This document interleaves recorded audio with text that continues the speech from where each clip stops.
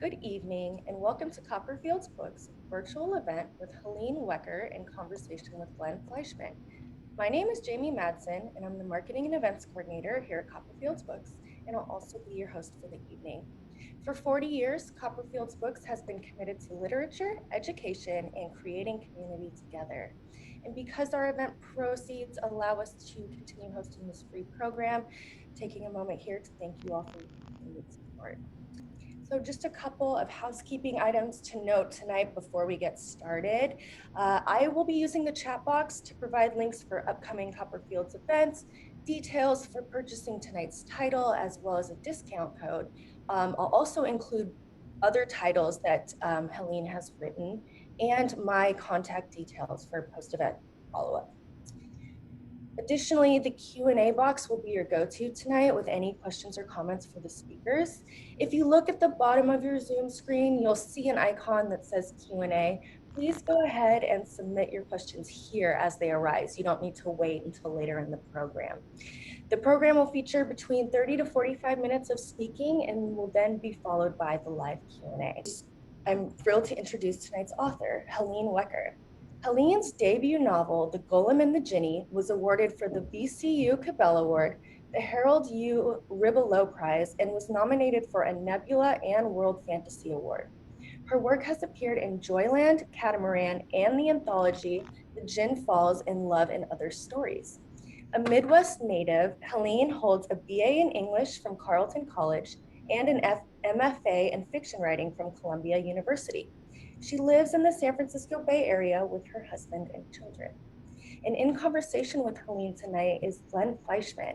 Glenn is a technology journalist and printing historian who writes about copyright in space, how a 19th century newspaper accidentally poisoned its printers, and why Warren Buffett's stock price became too high for computers to count. He contributes regularly to Fast Company, The Economist, and Macworld, and is the author of 6 Centuries of Type and Printing. He has had a long interest in golems, starting with comic books. So they are with us tonight to discuss Helene's brand new title, The Hidden Palace, a novel of the Golem and the Jinni. I know we're all really excited to dive in. So with that, I'm pleased to hand it over to you, Glenn. Thank you so much, and thank you for inviting me to do this. Helene, great to see you. Good to see you. I'm happy to have your book with this beautiful cover in hand, which I read a few weeks ago, and I think I told you at the time I was angry that I couldn't read it faster because I kept picking it up, and then 100 pages would go by, and I'd have to do other things. It's a wonderful book, and I was a big fan of your first book, also Golem the Genie, which I'll just show again. Wow. Beautiful cover. Keep them both on hand here, and we were talking about this when we were preparing for this conversation. Is that this is a very personal book for me, even though it's a book about monsters and immortals and so forth. This is the immigrant experience. It's the Jewish experience, the Arab, Syrian, Christian experience in America. And my family we're Litvox. We one of my mother's cousins received allegedly the SOS for the Titanic. This book feels very, very personal to me, and I know it's very personal to you. And maybe we should talk a little bit about the first book, where this fits in. Is the first book arose from, it feels like very personal sources. What led you to tell this fantastical story about immigrants? So what happened was, and I should start this by saying that last week someone absolutely stopped me in my tracks during an interview when they said, "So you have been working with these characters for 15 years now," and I was like, "I've been what?" Because that was they had counted it up and I had not. Wow. And so, yeah, it's been 15 years that I've been, have had these in my head. But what happened back then was I was at Columbia in New York, and I was working towards my master's in fiction writing, and I was writing as part of that is putting my dissertation together, which is a body of fictional work. When you're an MFA student, I was I was writing these short stories that were linked, and they were about my husband's family history and my family history. He's Arab American and I'm Jewish American, And we had met, we grew up like 40 minutes away from each other, but we didn't meet until we were in college in Minnesota. And we, as I got to know him and I got to know his family stories, and what always struck me was the resonances between them over issues of immigration and coming to America, and making a family, making a new life in a new place, and how, and then growing up as the child or grandchild of immigrants, and always feeling like that you're just a few degrees off from true from the rest of everyone else. And so I was writing these stories that were very realist. They were very, the Raymond Carver-esque sort of, but with more emotions, and they weren't working. They were just sort of falling flat. And I wanted them to be better than they were. And I was complaining about it to a friend of mine in the program. And we were like sitting on the steps of a Flow Library, and she basically yelled at me and she said, Helene, you are writing these stories that are very realist, and why aren't you doing something more fantastical? When I know you, I've been to your apartment, I've seen your books, I know what a nerd you are. You are always going on and on about the uses of the fantastical in literary fiction. And so why aren't you doing that? Why aren't you doing the thing that you love? And it wasn't like it was something that I like shied away from, like, oh no, I'm an adult now, I can't do that. But it just for some reason had never entered my mind that this was a thing I should do. And so I was like, okay, but I still want to make it about immigration, and I still want to make it about our families. Like that well of what I was drawing from I still wanted it to be that. But I was like, okay, so what if I took the two, I had this Jewish girl and this Arab American boy like wandering through these short stories, and they'd meet up every once in a while. And I was like, okay, so what if I took those and made them the most emblematic, fantastical creature from each culture? And so I turned the Jewish girl into a girl golem, and I turned the Jewish boy into a boy Jinni. And at that point, it was like the whole thing like blew open. And I was like, oh, I can do anything now. I don't have to keep it like hooked to a particular timeline and the particular a very thinly fictionalized version of reality. I can just do anything now, and everything just lit up. And so I was like, okay, I'm going to put this feels like a turn of the century story, and I'll set it in Manhattan. And that was literally like as much thought as I put into it at the time, because I thought I was writing like a short story that I was just going to get out of my system and then move on.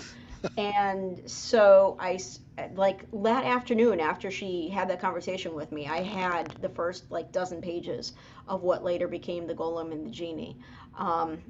And what it allowed me to do was to address these issues and the feelings that are at the heart of the immigrant experience, and coming to American issues of language and culture and otherness, and externalize them and blow them up and make them into something a lot bigger that I could sort of look at from the outside and be like, okay, now these two need to learn how to be human. They're not just immigrants to New York, they're immigrants to humanity, and they have to figure out how to live and get along.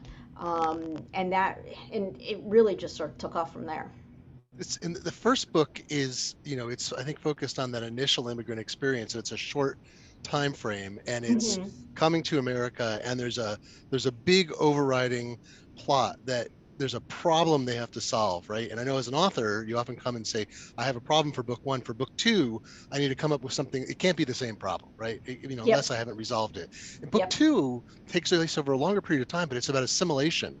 And I had a teacher in college who coined this word that I thought was wonderful and horrible. It was Milieufremdkeit, which is the most horrible mix of things. So she said that there was orthodox and orthoprax. Orthodox were people who really believed, and orthoprax were people who did whatever people around them did to fit in.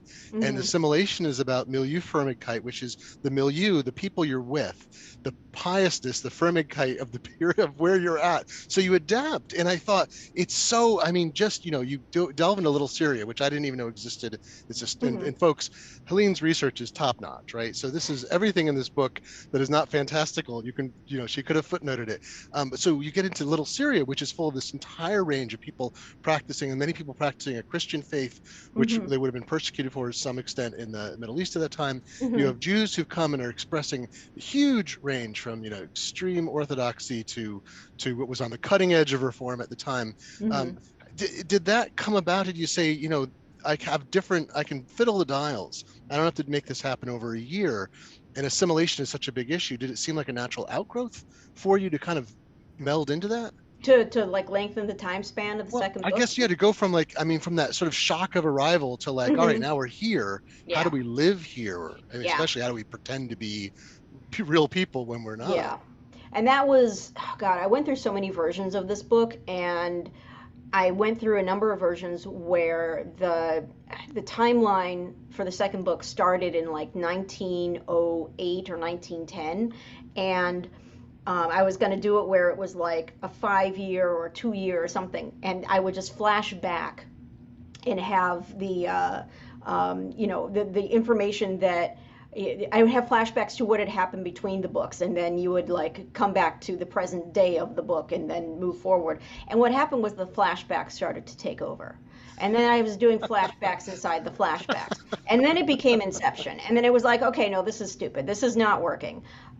Because of that, like seeing that incremental process of assimilation. And also at the same time, in the Hidden Palace, where the Golem and the Jinni ends is, like you say, there is a problem, and the problem gets solved, and the villain is bested slightly, and and by the end of the book, the two main characters, Chava and Ahmad, come back. There's a growing understanding between them that there is something more between them than allyship. There is something that they are going to explore, and it is possibly going to involve something possibly romantic. So the arc of the second book I knew was going to have to include this relationship, and at the same time I wanted to make it about the assimilation experience, because they have such differing thoughts on the assimilation experience, that Chava is like all for it. Her nature is like drawing her toward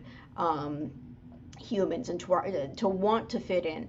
And Ahmad, who has 200 years of history in the Syrian desert behind him, is furious, as much as he can admit it to himself, that he has to be here in New York and living a human life, and he wants, he's trying to hold it at arm's length while she's like trying to absorb herself into it. So I knew that those would be sort of the competing arcs between them, that they were going to form a relationship, but at the same time they were going to have some sort of friction and consequence of falling out between them because of these very different approaches that they have to life. But at the same time, they're still the only ones who understand what the other one's going through.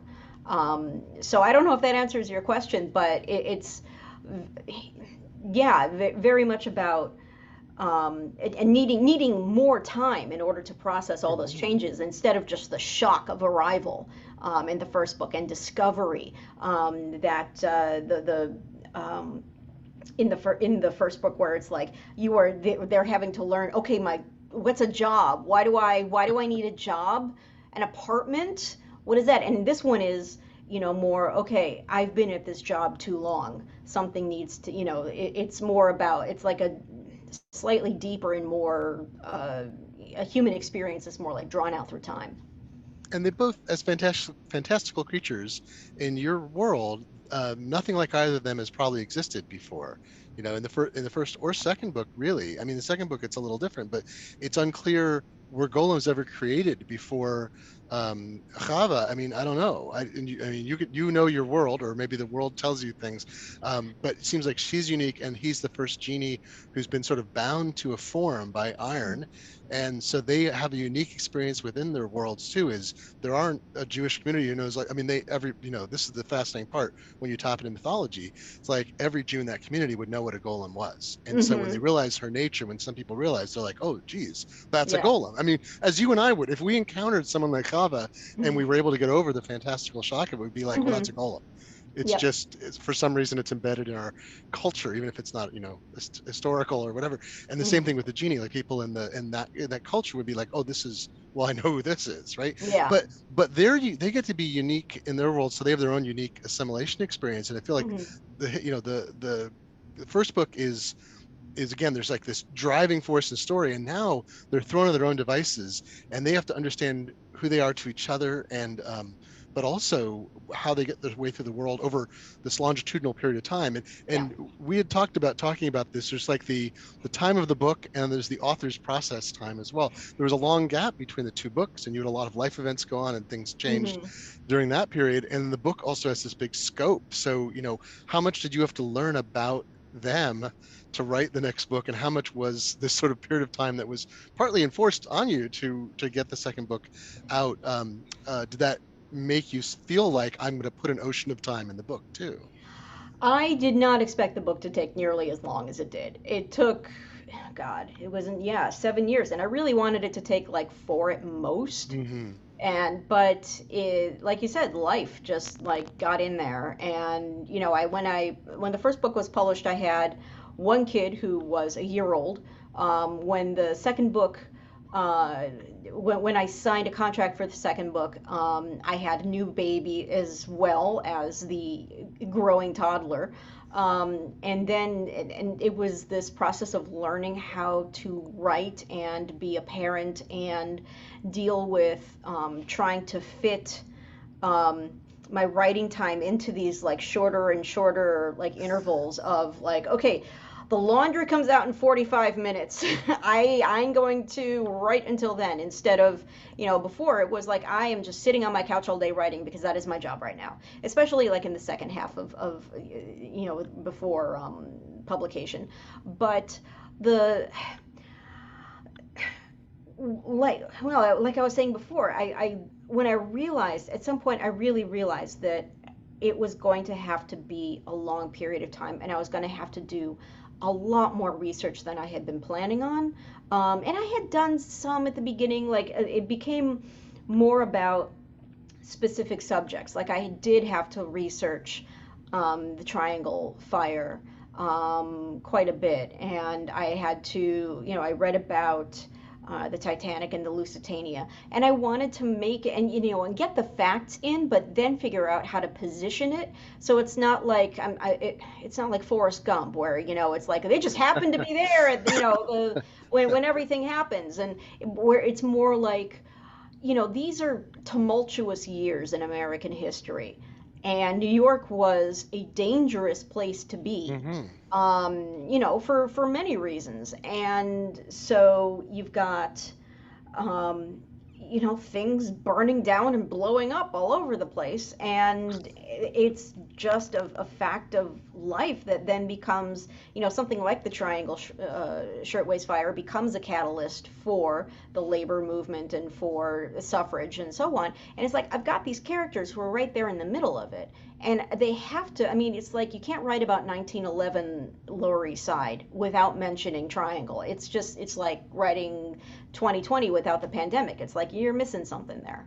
Um, so as this book like sort of revealed itself to me and the scope of it revealed itself to me, then I was like, okay, now I need to learn about this. I need to learn about that. I need to learn about Western Union messenger boys. I need to learn about, all of the different things and put them all together in a way that is going to sort of reveal the arc of these 15 years and these people's places inside it.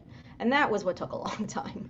I was going to say, one of the things that's fascinating as we talk about the book is we barely talk about the fantastical, right? Because it's so rooted in the real, it's so rooted in the experience. And it's also because your characters have to, I mean, it's true in the first book, equally true in the second. I mean, we're kind of hinting at, we're trying to walk around spoilers too, folks, so we don't reveal too much, because there are some great little, there's a lot of little nice bits. And then the overall piece, I don't think anyone wants to ruin how it's all going to resolve. So we're trying to be careful. But, there's uh, this fantastic nature they have that they have to hide at all times, but they don't have to eat, they don't have to sleep, they don't have to they're sort of impervious, not exactly, but mostly impervious to pain. They maybe can be destroyed, but it's unclear. So they have this nature that's different from everyone around them, and it lets them explore in a way that other people couldn't in, as you say, this very dangerous city. And I was thinking, it lets you as an author explore these places that I don't think most characters in most books, as an historical novel, would be able to. So the rooftops of the tenements, oh my God, how much I loved that. And I remembered, I've like in the back of my head, I'm like, I have read maybe a little nonfiction, a little fiction about that. There was a whole world up there. The world wasn't at street level necessarily. It was Yeah. safer to be up high. How did you come across that, and why did you integrate that into? It feels like almost another character, that there's this whole city above on the rooftops. Hmm. How did that come to be part of this? There were two books in particular. One was The Alienist, Caleb Carr. Yes. Oh, Um, yes. Yep, and that was such a clearly like deeply researched book that I was like, Hmm. okay, I can take that as there this existed, like there was this world up there. And the other was Call It Sleep by Henry Roth, and Oh, that yes. Okay. was an amazing book to read about Yiddish culture in around turn of the century Lower East Side, and there's lots of references to, and it's like highly autobiographical fiction, and there's lots of references to the kids playing up on the roof and Hmm. through the alleys and running around and going out to the dockyards and to the um, So playing crazy. on the tracks, and they're, Yeah. my God, they probably, you think about the number of kids who lost limbs just playing Yeah. out on the, the, the railways. But yeah, so I took that and like, people have asked me if I invented it, and I was like, no, I maybe heightened it just a little, but not that much. I mean, from what I can tell, it was, I mean, especially thinking about like the summer and how people really would just sleep out on the rooftops and the fire escapes just to be able to catch a breeze if they could. Well, and And this is what the Lower East Side yes, looked like yes. behind me in 1910, and it was a chaotic place full of horses and smells and raw sewage and Mm, all. Well, I think maybe they addressed some of the sewage issues, but still, it was a chaotic, awful, dirty place, and the yeah. rooftops were probably safer, or at least better, at least nicer than At the least you could streets. breathe. Yeah, Yeah. yeah. You weren't next to the dead horses in the gutter. So Yeah, yeah, especially when the summer came, right? It's, yeah. yeah, you wanted to be up high and oh, one thing so we have been trying to avoid spoilers, and so we haven't talked too much about the plot, but the title, if you read the first book, The Hidden Palace, you immediately kind of get a sense of what it might be about, and you go do excellent misdirection. So you can know that and still not know. But it's kind of about uh, I feel like it's about discovering other people of your same nature, right? So Hmm. the conflict in the second book is part because there is another golem, there's another genie, and that's Hmm. not giving too much away because it happens early in the book. You'll find that out. Yep. But very different natures, very different purposes. It seems like you're kind of throwing in a lot of chaos into this, and the two new characters are. They're secondary, but they have very different natures. They're very from the ones you've introduced. Why add more supernatural? Like, what was the contrast you were trying to set up there? Um, so what I wanted to do was, and I know it's like a sequel, so she's got to add one more of each. It's like, oh, double trouble. Um, but it really does for me get back to that whole issue of assimilation. And I had created the two main characters, Chava and Ahmad, for the first book, with the eye to wanting them to be able to pass as human, because that was the whole point of the book. If they stood out as other or different at a glance, then inhuman at a glance, then it just wasn't going to work. Um, but that did mean that, especially like for Hava, the story of the golem of the original, especially like the golem of Prague, which is sort of like the Yeah. story. It's the the Dracula of golems is the golem Very of good. Prague. And that's that he was built massive, out of clay, lumbering, giant, male presenting, clearly an offensive weapon. Um, and, contrasting that with Chava, who is built to pass as human and who is, a much more, intellectually advanced and so on and so forth, but she still has that same nature, that same golem nature. Um, and on the other side, Ahmad, that he is, used to be much more, he used to be a very, say free spirit, but he was literally a free spirit. He was a formless creature made of smokeless fire that could turn into any shape, any creature, could fly, be invisible, blah blah blah. And now he is locked in human form and forced to pass as human and live a human life with a head and arms and feet and things and language and so contrasting that with the more original unfettered Jinni from the legends. And so I wanted these two to just sort of be foils, to like set them up opposite Chava and Ahmad, and have them be like mirrors and reflections and foils to show them, what have I gained, what have I lost in these last 15 years? What am I still the thing that am I still my nature? Am I still the thing that I was built to be, or that I was that I was born as? Or have I become something else entirely? In Chava's case, she is terrified of her golem nature to quite a large degree. She has hurt people in the past and she doesn't want to do it again. And so I imagined that if she saw this creature, this other golem, she might be horrified and have a very negative reaction toward it. But what would that mean for herself? What does that mean about how she feels about her own nature? And for Ahmad, sort of the other side, the other extreme of like, does he feel like, okay, I've gone too far, I've assimilated too far now, looking at this other creature, at this other Jinni, or in this case Jinni, yeah, which, because she's female, what have I lost, and do I want to go back to what I was, if even that's possible? Yeah, and I mean that's that protector nature. She's bound and he's not, but then seemingly she's unbound because she's let to be on her own, and he's bound where he shouldn't be by his nature. It's a Mm-hmm. nice little contrast there. And I think one of the great things I think about both books, and the second because of the scope of time, is that um, they're not stewing in their own juices, and they're also not what's the right word? They don't become anachronistic. They could become superheroes, right? Mm-hmm. Basically, practically not quite omnipotent beings, or beings with enormous strength and ability, and they don't. When they do something that is beyond the abilities of people around them, they shy away from that, and then they have to kind of hide themselves and make excuses and disappear. Mm-hmm. But that scope of and superheroes, we didn't have superheroes in popular cultures. So would they have emulated at that time?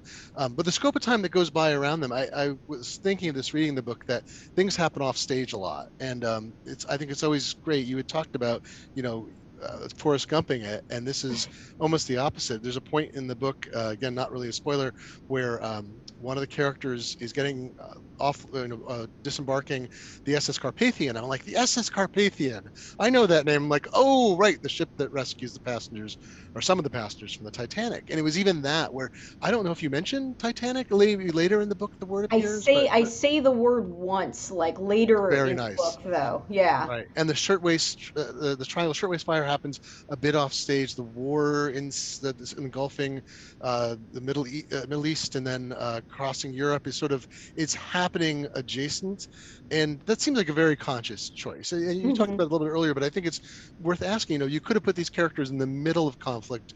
You could have done a Wonder Woman World War One sort of Mm-hmm. scenario too. Why keep them away from this?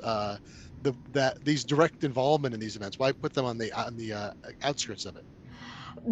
Because what happens then is it becomes about the spectacle Hmm. very quickly, and it's really hard to pull back from that. I wrote a version of the scene with the triangle shirtwaist fire where they're actually watching the fire happen instead of how it is in the book, which is you're sort of seeing it from incidental things that are happening nearby.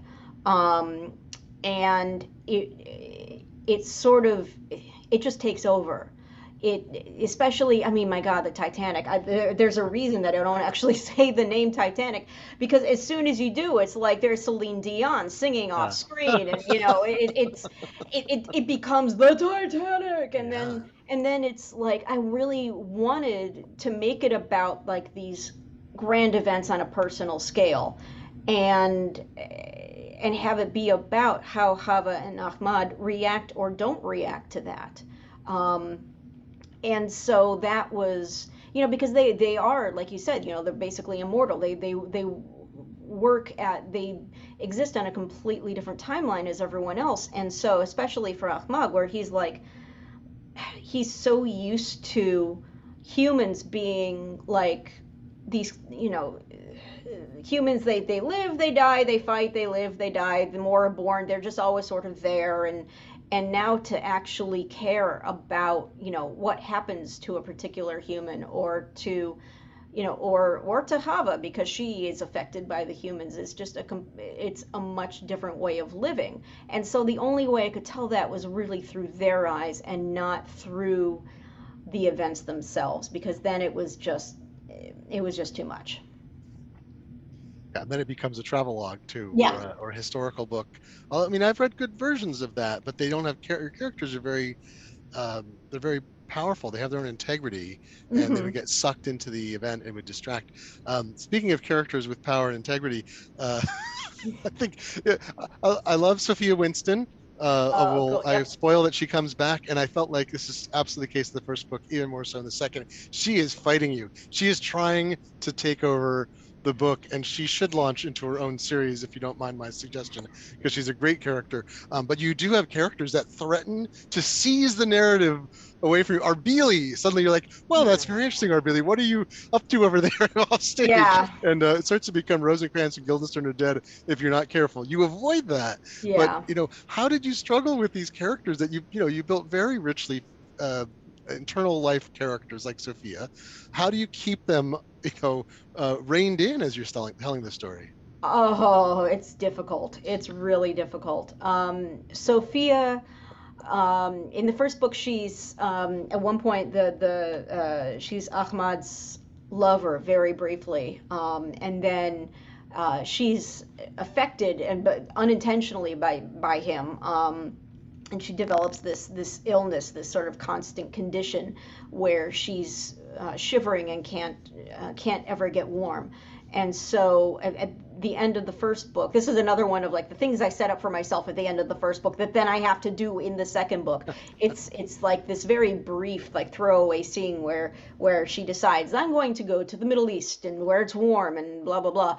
And so then I had to do that. And in this book, she is traveling the Middle East to ostensibly sort of as the Western dilettante, but her real point is to find a cure, um, to what Ahmad has unintentionally done to her. And she was fun to write. She was tricky to write. She did try to escape me every once in a while. In fact, and much early, like for most of the writing of the book, she was actually an archaeologist.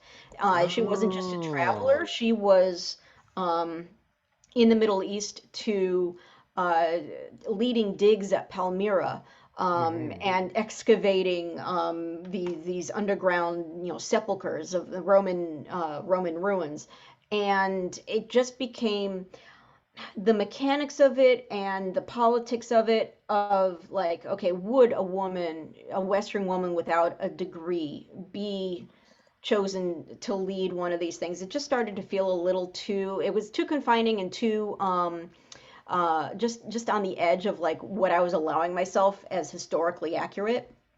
And so I talked with my agent about it, and we agreed to just sort of make her a traveler, and that freed her up from any, from different constraints.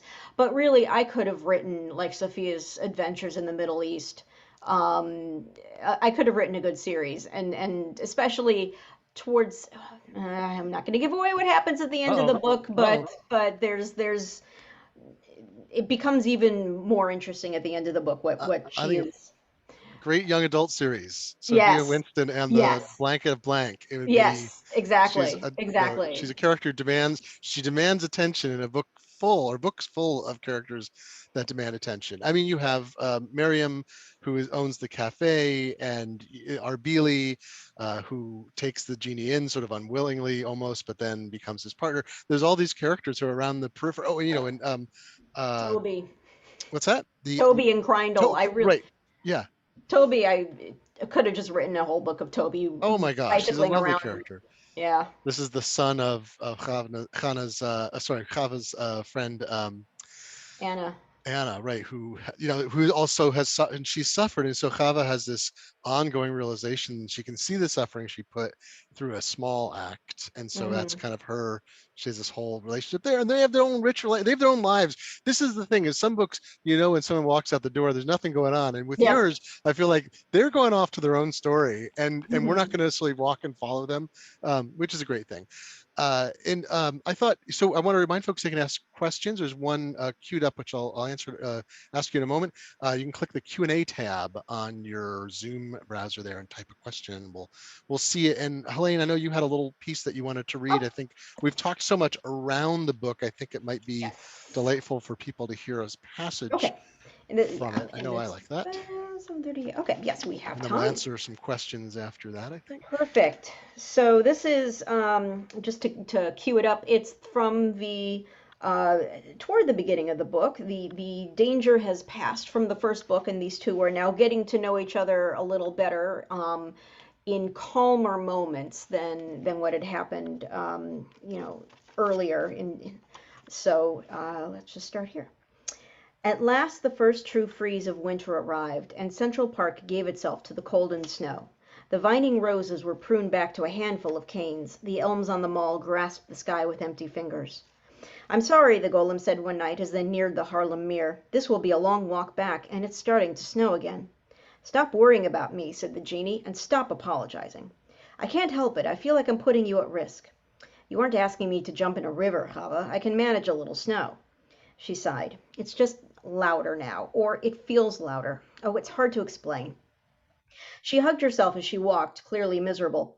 With the onset of winter her clay body had grown stiff and uncomfortable, an expected effect and manageable as long as she walked often enough. But now, like arthritic joints that ached with the rain, the scream in her mind, her trapped creator in his endless anger, had grown sharper, more distracting. She'd begun to make careless mistakes at the bakery, such as forgetting the raisins in the challah dough, or doubling the baking powder in the cookies so that they swelled as large as biscuits. Thea Radson thought it a lingering effect of her widowhood. With each mishap she cast a pitying look at her favorite employee, thinking, and who could blame the girl if she came unhinged? "Do you think I'm coming unhinged?" the Golem asked suddenly. "Do I think what?"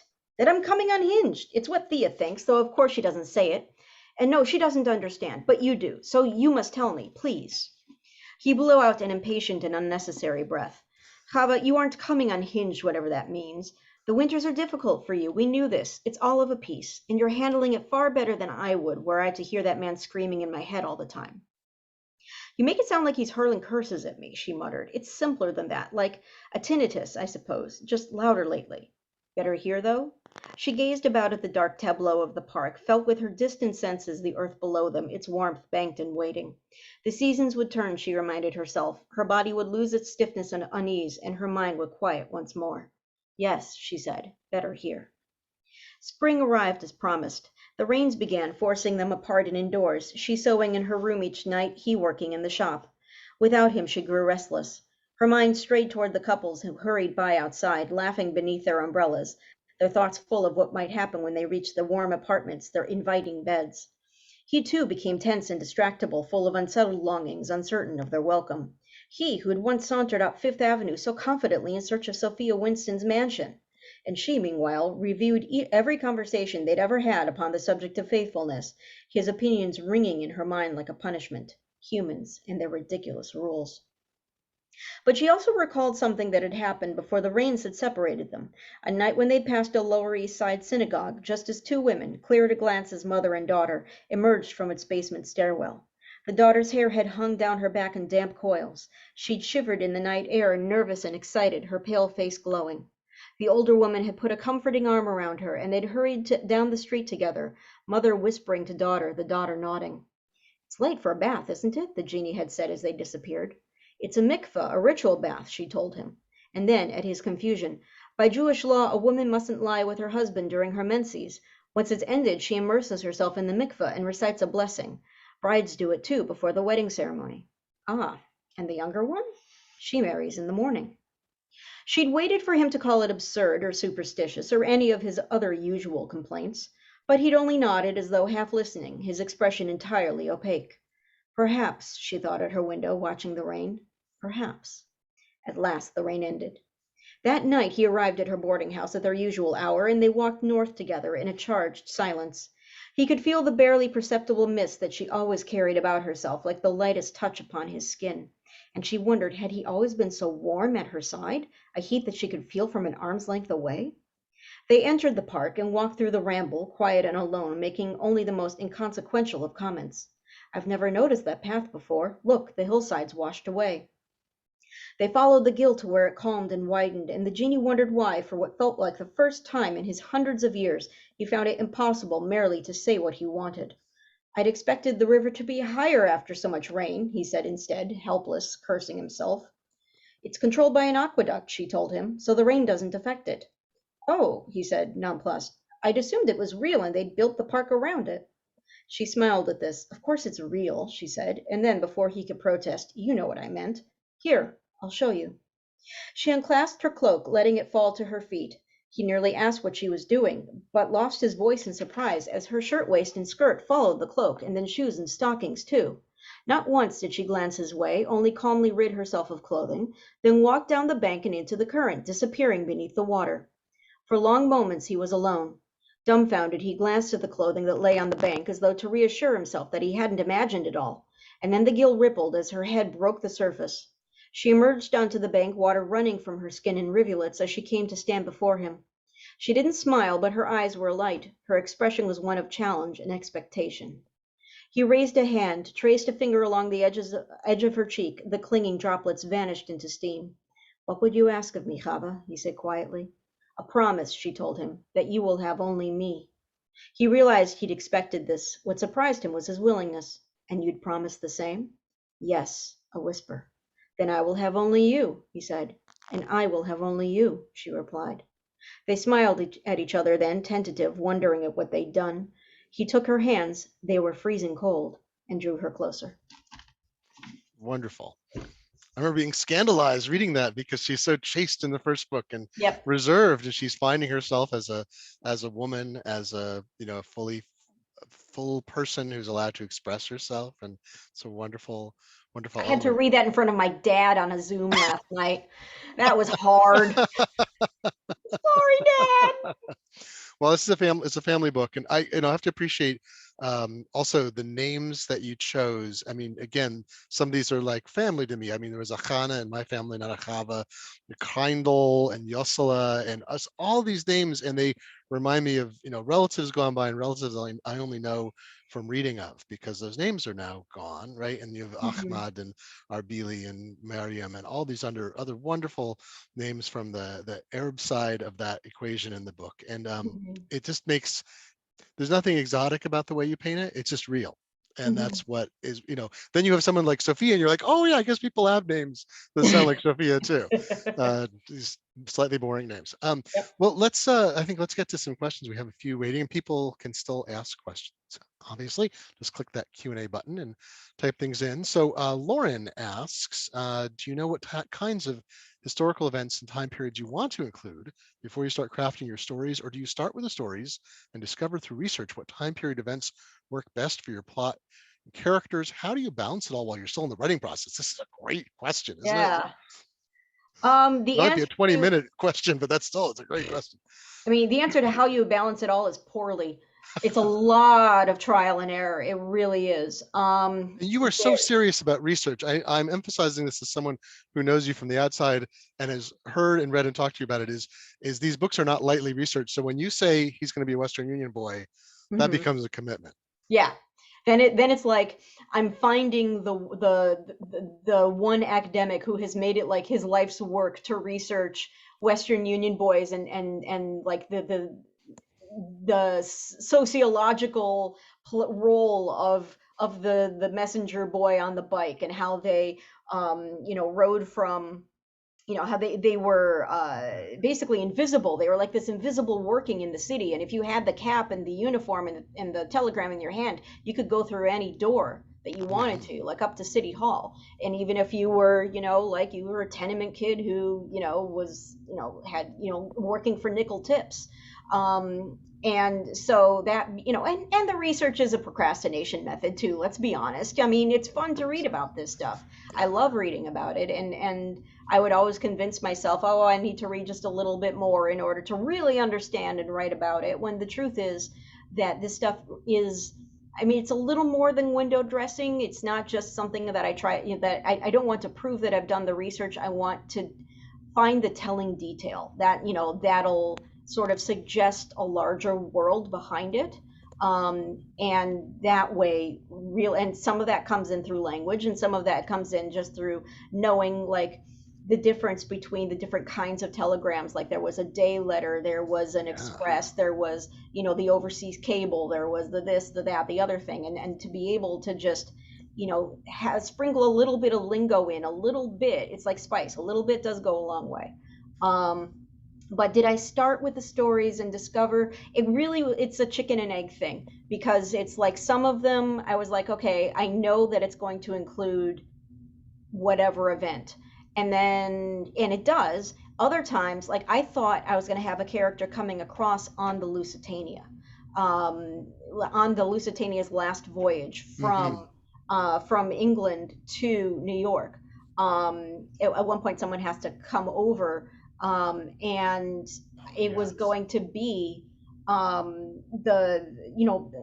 last voyage. The problem was, and I was like, oh, it's great, and anyone who knows the Lusitania knows that this is it. This is like and there's that sense of impending doom, and it's all and the guilt, like the fact that like it was this floating palace that it was just incredibly, like, a ton of money on the water in the middle of World War One, with the Atlantic crossing was getting so dangerous at that point. But it just didn't work. I tried to make it work, and I tried, but the problem was the timeline. It was that that's like a fixed point. It's like Doctor Who. It's a fixed point in time. That's right. When it has to be on a particular day. And the problem is that I've got all these characters sitting around waiting, like tapping their toes, waiting for stuff to happen, waiting for the Lusitania to come across, and then it pulls into harbor and everything kicks off, and it's like, no, it's just not working. It's just it just messed with things. So I had to unhook it from that point in time and have the person coming across on just a regular, it's like a merchant ship that I could make more anonymous, and make it be whenever it needed to be, and that allowed everything. It's like pushing a wrinkle in a rug. It's like finally like there you get the problem is you need a different shaped rug, and so I got the different rug and I put it down, and now everything fits. So that it all just sort of, some of it works and some of it doesn't, and then I research myself out of a good idea and into another idea, and it's all a mess. Well, you had a bounding factor here too. We were talking just before we got started about World War I and the Spanish flu. It's like those become huge events, and you've also got there's like another bounding factor, which I think partly answers Lauren's question, or you can rather, is that people start to realize that Chana and Ahmed don't age. And Mm-hmm. that becomes problematic, and you have to deal with that within the context of the book. So your time period is people, there's like, I mean, I think I'd heard you talk elsewhere about how you had this timeline you were keeping organized, so you had things running in structure, but I'm like, you probably don't want to get too far into World War I, because then that takes over, right? The Spanish flu Yeah.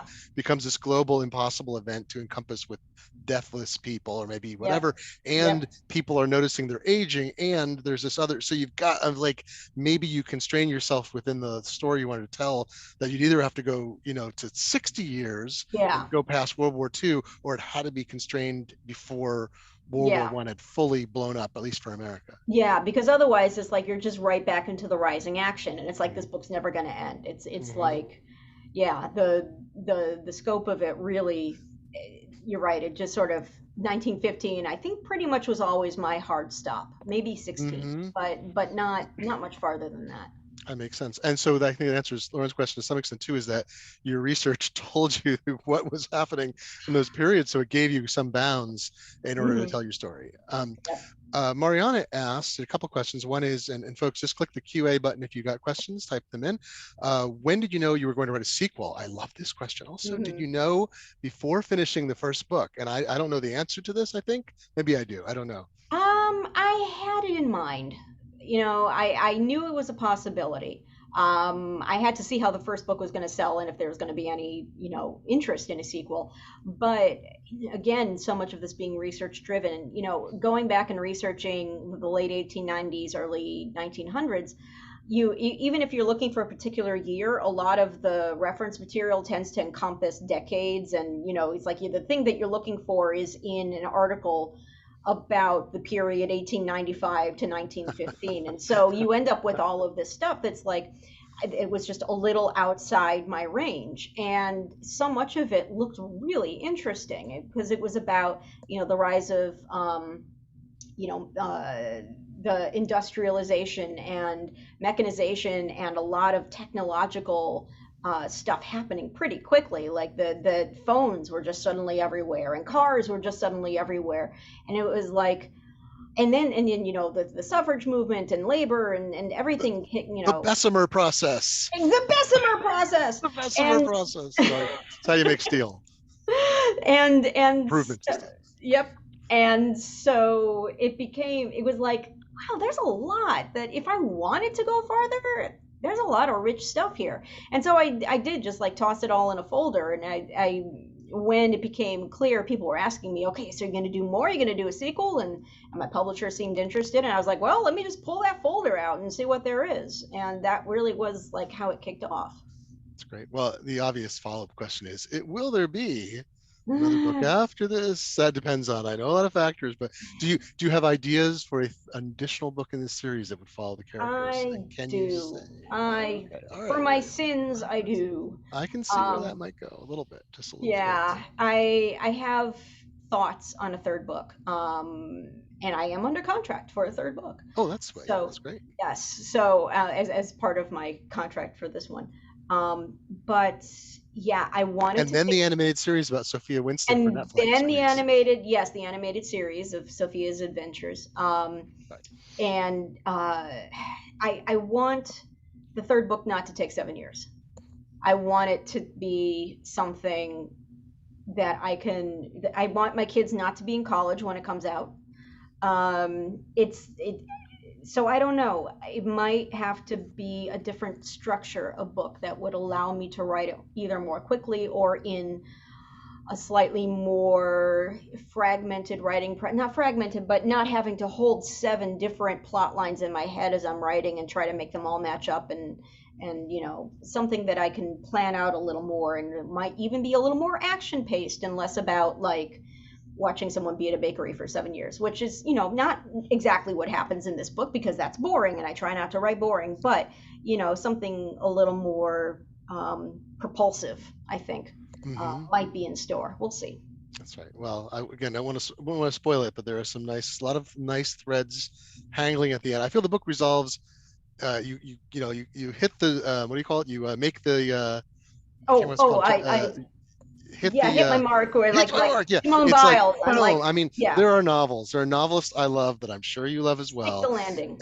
What's that? Yeah, Stick the so landing. thank you. And you get to the end and you think, I love this so much, but there is no ending. It's Yeah. every instrument in the orchestra was thrown into the pit suddenly. You're like, all right. I mean, I guess okay. I mean, but I loved it. But you're able to write an ending, which is a wonderful thing.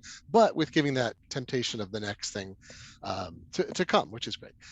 Mariana also had another question. I think it's great questions, folks. Is if you were to write about other cultures or communities, what would they be and what creatures would you use to tell their stories? Which I mean, being a Golem fan, I mean, I've already had my fantasy fulfilled reading these first two books, but what are there other realms you want to explore? Is that giving away too much, or Well, cultures? it's okay. There was a character in this book that I got taken out because there was just way too much plot, and his plot sort of got ripped out. And he was an Irish cop. And as part of his background, and not necessarily what he was, but just like sort of hints and shades of, was the Selkie myth, the myth of the seal that turns human. And that never it was some good stuff. It's like it just killed me to take him out of this book because I loved that character and I loved what he could what I could explore with him. And so that was something that I feel like maybe I would come back to as a short story. Maybe he would get worked into a third book. I don't know. But it really wouldn't be a deep dive into like Irish myth. And part of that is because I don't feel like I own it. It's something that I can do. I feel like I can do all the Jewish stuff I want because it's not appropriation when I do it. I have a more tentative claim, much more tentative to Arab and Muslim folklore through my husband and his family. But everything else, especially when it's an immigration story, when it's about a coming to America story, it's like I don't want to own that. I don't want to own someone else's voice, try to do that. I want to read other people's takes on their own culture or whatever can be done. I think if I did come to other cultures' mythologies, it would be in a different context. It would not be in as personal a context as this. Well, and I know you will not take this the wrong way. I just realized as you were describing these paths in the book that this would make a perfect video game. You have to adapt it into one because we go into the Irish Fences building and we're like, would you like to go downstairs and see the speakeasy? Well, no, we've got this other story, but wait, if I could open that door in the video game and go downstairs and see what's going on there, I'm like, I'm sure there's something interesting happening there too. Well, I think we've reached the end of our hour and I want to thank Copperfield's Books. I love independent bookstores. Yes. We love them. I'm an author of nonfiction titles, mostly computer stuff and things about type and printing history, and independent bookstores are the best. I do, when in times there are live events, I go to indie stores and we have music and cake and do things like that. And Copperfield's is wonderful for supporting authors. And I'll hand it over to you, Helene. I should jump in and say indie bookstores have been just an amazing the hand selling. This book has, if this book succeeds, if my previous book succeeded in finding its audience, it was due to indie booksellers. The amount of hand selling that went on with this book, the number of book groups that found it because their favorite indie bookseller recommended it, it was just, I mean, I heard story after story after story, and I cannot thank my indies enough. And yes, let's support them as much as humanly possible. Well, you guys are pros. That hour was magical. And again, thank you so much, Helene. Thank you so much, Glenn. For all of you listening, you will receive an email tomorrow. It will include a link to rewatch this recording, all the details I shared tonight about how to get the book, the 10% discount code. Yeah, all you'll need. So Glenn and Helene, I really hope we get you in person real soon. Helene, definitely for the next book. So get ready. Well, I'm sure I'll find something about Golem's printing or something, and then Golem's printing. Oh yeah, perfect. Well, thank you so much. Thank you to everyone who joined us, and hope to have you back real soon. Thank you. Bye. Thank you, everybody. Bye, everyone. Thank you.